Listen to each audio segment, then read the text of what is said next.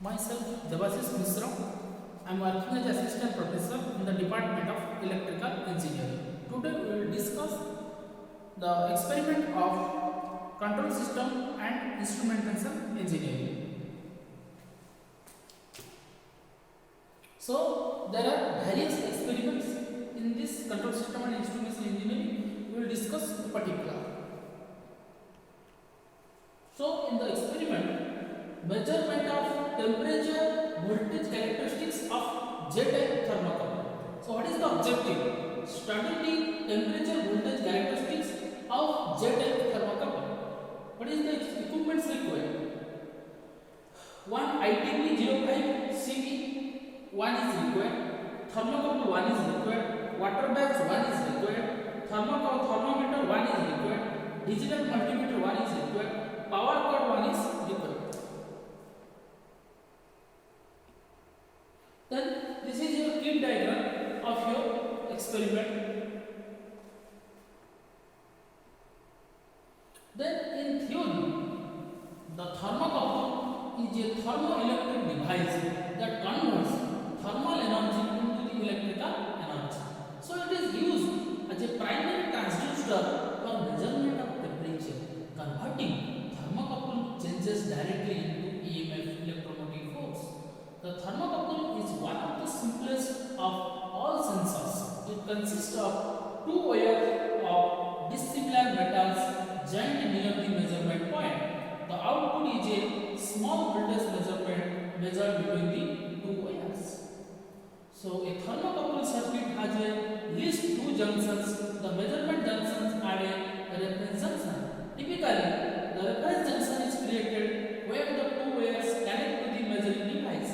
This second junction is really two junctions, one for each of the two wires, but because they are assumed to be at the same temperature, that is isothermal, they are considered as one, that is thermal junction. So it is the point where the metals change from the thermocouple metals to the whatever metals are used in the measuring device, typically copper. So the output voltage is related to the temperature difference between the measurement and reference junction. This is the phenomenon known as Seebeck effect. The Seebeck effect generates a small voltage along the length of a wire and greatest where the temperature gradient is greatest. If the circuit is of the wire of identical material, then they will generate identical but opposite Seebeck voltage, which will cancel.